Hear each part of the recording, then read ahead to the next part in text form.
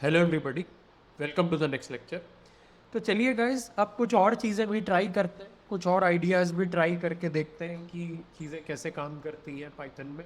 और अभी हम जैसा कि आप देख ही रहे हैं कि कुछ बेसिक मैथमेटिकल मैनिपुलेशंस पे ही फोकस कर रहे हैं। धीरे धीरे गाइस जैसे जैसे हम आगे बढ़ेंगे हम एडवांस लेवल कॉन्सेप्ट पे भी जाएंगे। ठीक है, तो फॉर एग्जांपल आपको दो नंबर्स को सब्ट्रैक्ट करना है। तो अब देखिए गाइस, जैसा कि आप देख सकते हैं कि हम एक नए कोड सेल में आ गए। लेकिन जो सबसे खूबसूरत चीज़ है पाइथन की वो ये है कि जो भी काम आपने पुराने कोड सेल में किया है वो पाइथन याद रखता है। ठीक है, पाइथन प्रोग्रामिंग लैंग्वेज का जो ये एडिटर है, आईडी है, आप कह लीजिए इसको गूगल कोलैबोरेटरी, वो उसे याद रखती है। ठीक है, इसका मतलब हमने पहले ये जो दो वेरिएबल्स क्रिएट करे थे जिनकी दो वैल्यूज़ थी, num1 की वैल्यू 16 थी, num2 की वैल्यू 32 थी। तो अब अगर हम डायरेक्टली यहाँ पे नंबर और num2 को अपने दूसरे कोड सेल में यूज़ करें तो वो ऑटोमेटिकली ऊपर से उन दोनों की वैल्यू फेच कर लेगा, यानी कि 16 और 32 ले लेगा। तो इसका मतलब गाइस, अब मान लीजिए हमें दोनों के बीच में सब्ट्रैक्शन करवाना है, तो चलिए गाइस हमने एक और वेरिएबल बनाया, subtraction equal to num1 minus num2। Okay, subtraction कर दिया हम लोगों ने। और इसके बाद गाइस हमने क्या किया, प्रिंट सब्ट्रैक्शन।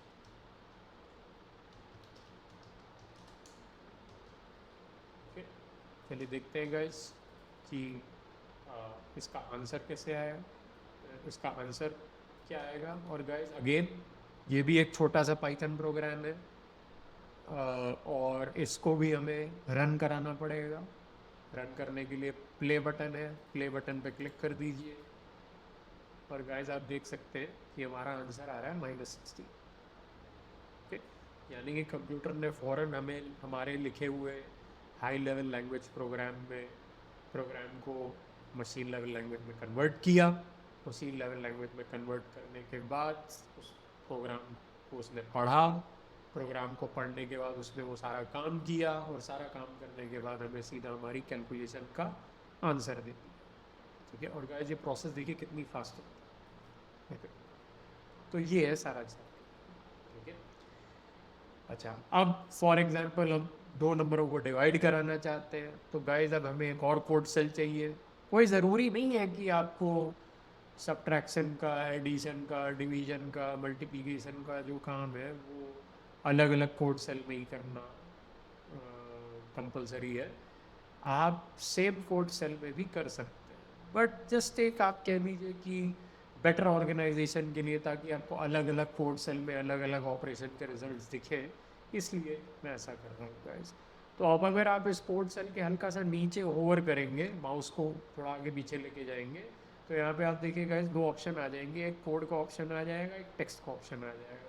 हमें पाइथन कोड लिखना है तो आप कोड पे क्लिक कर दीजिए, देखिए गाइस अपने आप एक नया कोड सेल आ गया। ठीक है, और अब हम डिवीजन करने जा रहे हैं। ठीक है, तो division equals to, okay, num1 divided by num2। Okay, num1 divided by num2। Okay, print division.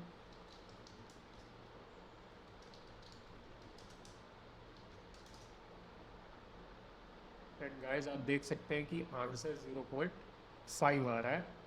ठीक है, 0.5 आ रहा है, 16 डिवाइडेड बाई 32, 0.5 आंसर है। ठीक है, लेकिन आपने इस बार एक चीज़ नोटिस करी कि मैंने प्ले बटन पे क्लिक नहीं किया, फिर ये रन कैसे हो गया। ठीक है, तो गाइज ये मैंने रन किया है कीबोर्ड से। मैंने माउस से प्ले बटन पे क्लिक करके रन नहीं किया है, मैंने कीबोर्ड से रन किया है। तो जी हाँ गाइज, आप किसी भी पाइथन कोड सेल को प्ले बटन पे क्लिक करे बगैर भी कीबोर्ड से भी रन कर सकते हैं। ठीक है, उसका क्या शॉर्टकट है, शिफ्ट की और एंटर की को आपको दबाना। शिफ्ट की के साथ साथ आपको एंटर की को दबाना है। पहले शिफ्ट की प्रेस करिए और उसके साथ साथ एंटर की प्रेस कर दीजिए और आपका वो जो कोड सेल है वो रन कर जाएगा। ठीक है, और आउटपुट मिल जाएगा। ठीक है, चलेगा। इस मल्टीप्लिकेशन भी देख लेते हैं। Multiplication equals to num1 star. ठीक है गाइस, मल्टीप्लिकेशन के लिए स्टार सिंबल यूज होता है num2। ठीक है, print bracket multiplication shift. Guys answer आ रहा है 500, जो कि बिल्कुल सही है। ठीक है, अगर हमें दो नंबरों का रिमाइंडर निकालना, ठीक है, दो नंबरों का रिमाइंडर यानी कि दो नंबरों को डिवाइड कराने पर जो रिमाइंडर बचा वो निकालना है हमको। तो रिमाइंडर इक्वल्स टू num1, यानी कि अगर मैं num1 को num2 से डिवाइड कराऊं, यानी कि 16 को अगर मैं 32 से डिवाइड करूं तो मेरा रिमाइंडर कितना बचेगा वो मुझे पता लगेगा। ठीक है, तो num1 परसेंटेज num2। जी हाँ गाइस, ये बात शायद आपको अजीब सी लग रही होगी, लेकिन गाइस परसेंटेज साइन प्रोग्रामिंग में, पाइथन प्रोग्रामिंग में यूज़ किया जाता है। इनफैक्ट पाइथन प्रोग्रामिंग में भी और भी कई प्रोग्रामिंग लैंग्वेजेस में भी जो परसेंटेज साइन होता है, जो परसेंटेज सिंबल होता है, वो रिमाइंडर निकालने के लिए यूज़ किया जाता है। तो अगर आप num1 को num2 से डिवाइड करा रहे हो, यानी कि 16 को 32 से डिवाइड करवा रहे हो, तो डिवीज़न करवाने पर आपका रिमाइंडर कितना आएगा अगर आप ये निकालना चाहते हो, यानी कि एक नंबर को दूसरे नंबर से डिवाइड कराने पर कितना रिमाइंडर आएगा, अगर आप ये पता लगाना चाहते हो तो परसेंटेज सिंबल का यूज़ होता है। ठीक है, चलिए रिमाइंडर पता लगाते हैं कितना आएगा। प्रिंट रिमाइंडर,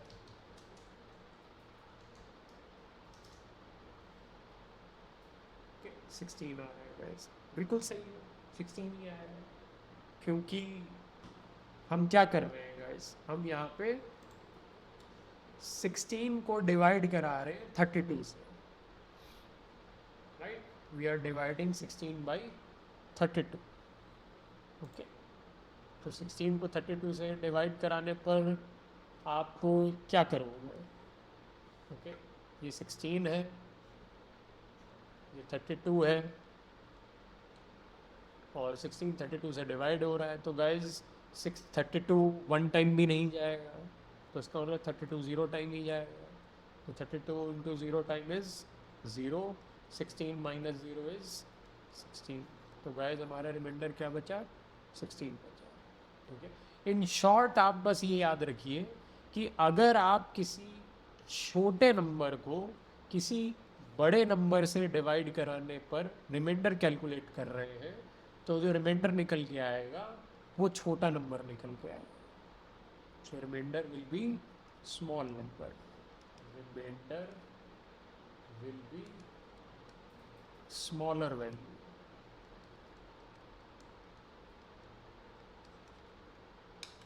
ये हमेशा याद रखिए। ठीक है, ओके। लेकिन गाइस अगर हम उल्टा कर दें, reminder equals to num2 percentage num1, यानी कि अगर 32 को अंदर कर दे, 16 को बाहर कर दे, तो आपको भी पता है गाइस कि रिमाइंडर क्या है? ज़ीरो, क्योंकि अब 32 16 से डिवाइड होता है। तो गाइस 16 2 टाइम्स 32 होता है, और रिमाइंडर क्या बचेगा हमारे पास? ज़ीरो बचेगा। तो कायदे से गाइस हमारा इस बार जो रिमाइंडर का आंसर आना चाहिए वो ज़ीरो। चलिए देखो, तो जैसा कि गाइस आप देख पा रहे हैं कि हमारा आंसर ज़ीरो है, right. This is the way. अच्छा, चलिए अगर मुझे किसी नंबर की पावर लेनी है, मान लीजिए मुझे 32 की पावर 32 लेनी है,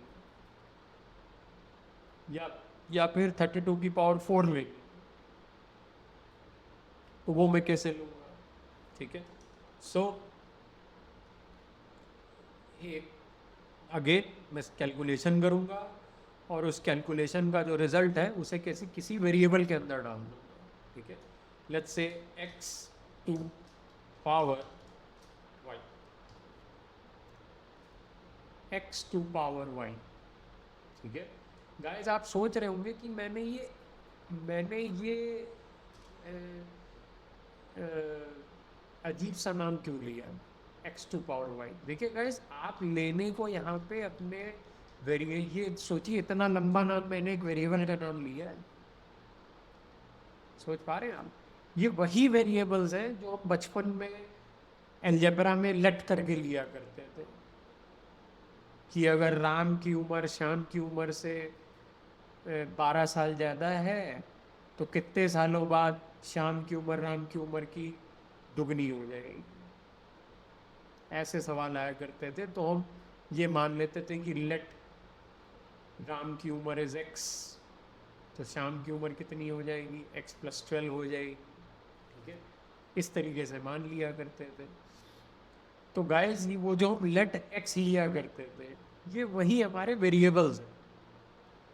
अभी तक इन पूरे छोटे छोटे पाइथन प्रोग्राम्स में मैंने जितने भी अलग अलग नामों से ये जो चीज़ें लिखी हुई है, num1 num2 addition, subtraction, division, reminder, multiplication, ये सब क्या है गाइस?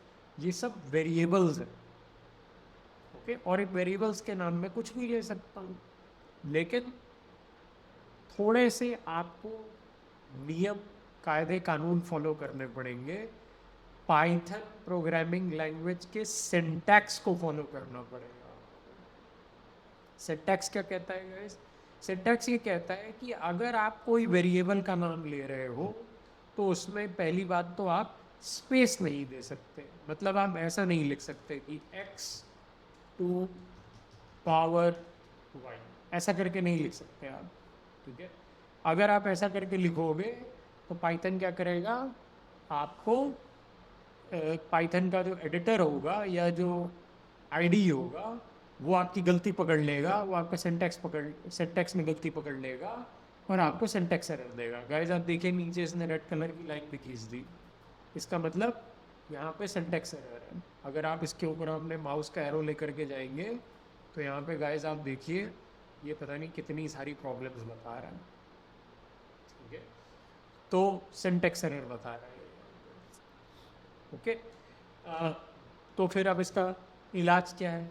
इसका इलाज है कि आप दोनों जो स्पेस आपने दी है, स्पेस मत दीजिए, बल्कि दोनों के बीच में आप अंडरस्कोर सिंबल यूज कर लीजिए। अंडरस्कोर का मतलब है कि अगर आप अपने कीबोर्ड में देखेंगे तो बैक स्पेस बटन के बगल में एक += वाला बटन है और उसके बगल में एक माइनस और अंडरस्कोर वाला बटन है। जिस बटन से माइनस साइन भी लगता है और अंडरस्कोर साइन भी लगता है। तो गाइस, अंडरस्कोर साइन शिफ्ट से लगेगा, माइनस साइन बिना शिफ्ट के लगेगा। तो अंडरस्कोर एंड अंडरस्कोर, तो स्पेस की जगह पे आप अंडरस्कोर यूज करें, स्पेस नहीं लगा सकते आप। और आप स्पेस की जगह पे हाइफन भी इस्तेमाल नहीं कर सकते, यानी कि जो माइनस साइन जैसा होता है जिसको हम हाइफन कहते हैं इंग्लिश में, वो भी यूज़ नहीं कर सकते। मतलब आप ये भी नहीं लिख सकते कि x2 पावर y, आप ऐसा करके भी नहीं लिख सकते, एरर देने लग जाएगा। बस आप देख सकते हैं ऑलरेडी एरर आने लग गया। ठीक है, तो स्पेस भरने के लिए सिर्फ अंडरस्कोर, या फिर आप एक बिना किसी गैप के ही लिख दीजिए x2 पावर y, ऐसा करके लिख दीजिए। ठीक है, और गैस किसी भी वेरिएबल के नाम को आप नंबर से स्टार्ट मत करिए, किसी अल्फ़ाबेट से स्टार्ट कर दीजिए। ठीक है, बट किसी नंबर से स्टार्ट मत करिए। अंडरस्कोर से स्टार्ट कर सकते हैं, नंबर से स्टार्ट मत करिए, अल्फ़ाबेट से स्टार्ट कर सकते हैं। ठीक है, जैसे गाइस देखिए यहाँ पे मैंने अल्फ़ाबेट से स्टार्ट किया है और मैंने इस वेरिएबल का नाम दिया है एक्स टू पावर वाई। ठीक है, एक लास्ट चीज़ जो बेसिक लेवल पे भी मैं शेयर करना चाहूँगा आपसे वो ये है गाइस कि पाइथन एक केस सेंसिटिव लैंग्वेज है।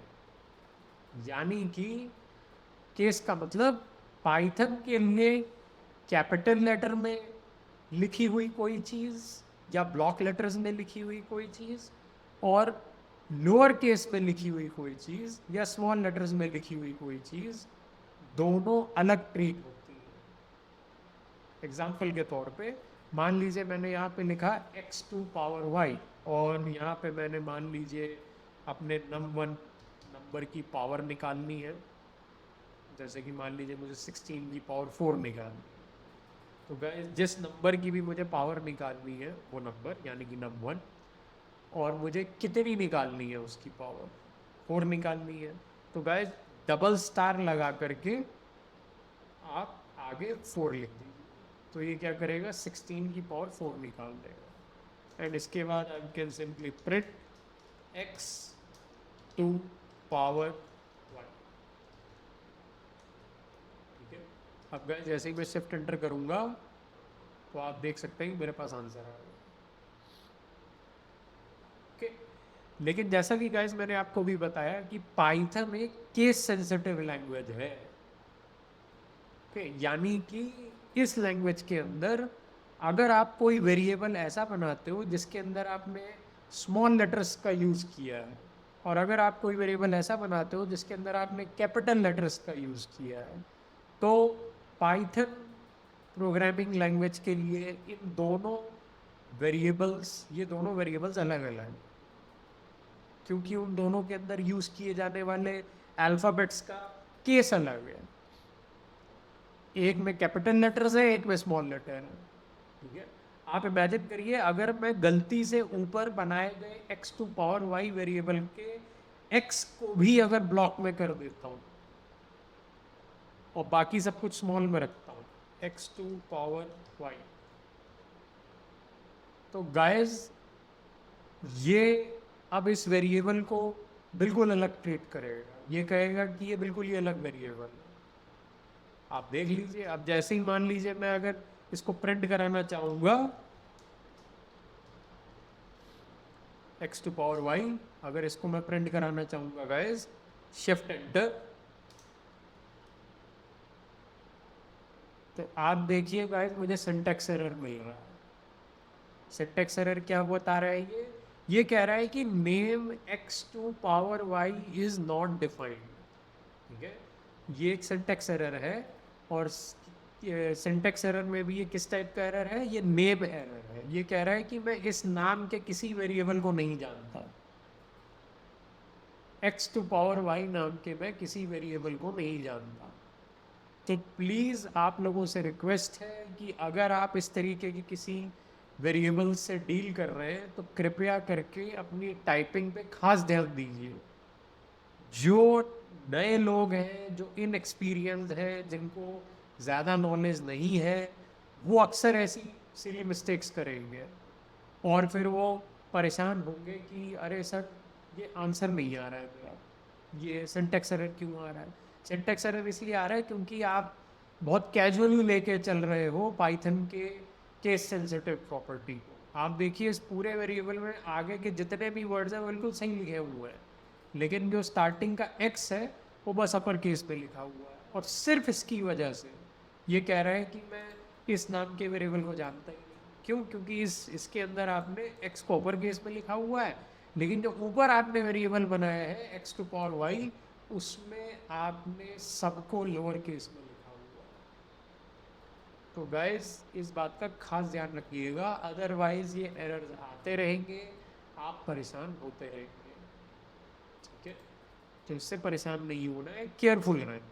ठीक है, केयरफुल होकर के फोकस होकर के प्रोग्रामिंग करिए।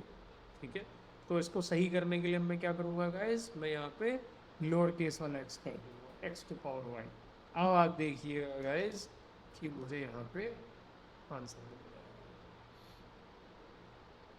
ओके, तो ये कुछ प्रिलिमिनरी चीज़ें थी पाइथन के बारे में और कुछ प्रिलिमिनरी मैंने आपको बेसिक कॉन्सेप्ट्स क्लियर किए कि अगर आप पाइथन में आपको कुछ कैलकुलेशंस करनी है बेसिक लेवल पे, आपको किसी नंबर की पावर निकालनी है या दो नंबरों को मल्टीप्लाई कराना है या ऐड कराना है या डिवाइड कराना है या रिमाइंडर निकालना है, तो आप कैसे निकालें। ठीक है, एक लास्ट ऑपरेशन और रह गया है जो मैं यहाँ पे कवर कर देना चाहता हूँ, और वो है गाइस इंटीजर डिवीजन।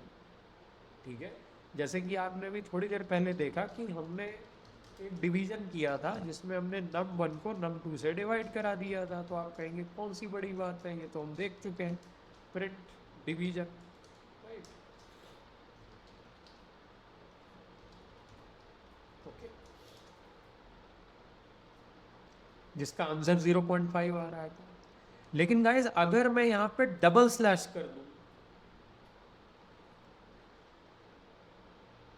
मैंने पहले डिवीजन करने के लिए एक ही स्लैश का इस्तेमाल किया था, लेकिन अब गाइस मैंने एक और स्लैश लगा दिया उसके पीछे। तो जब आप डबल स्लैश लगाते हो तो फ्लोटिंग पॉइंट डिवीजन नहीं होता है गाइस, तो इंटीजर डिवीजन होता है। यानी कि जो डिवीजन का रिजल्ट आएगा, ठीक है, यानी कि डिवीजन करने के बाद जो रिजल्ट आएगा, उस रिजल्ट के अंदर पॉइंट के बाद वाली जितनी भी चीजें होंगी वो हट गई होंगी। यानी कि गाइस अगर अभी हम सिंगल स्लैश के साथ डिवीजन करवा रहे हैं तो हमारा आंसर कितना आ रहा है, हमारा आंसर आ रहा है 0.5, राइट। अगर हम सिंगल स्लैश के साथ डिवीजन करवा रहे हैं तो हमारा आंसर आ रहा है 0.5। ओके, और अगर हम डबल स्लैश के साथ डिवीजन करवाएं तो हमारा आंसर कितना आएगा गाइस। जैसा कि मैंने आपको बताया कि पॉइंट के बाद की जो चीज़ें हैं, यानी कि पॉइंट के बाद जो 5 है, इनफैक्ट इसके बाद जितनी भी चीज़ें होंगी वो सब हट जाएंगी, यानी कि सिर्फ इंटीजर वाला हिस्सा ही आएगा पॉइंट का। ठीक है, तो इस तरीके से भी डिवीजन होता है गाइस पाइथन में, और इसे बोला जाता है इंटीजर डिवीजन। चलिए गाइस देखते हैं इसका आंसर क्या आएगा।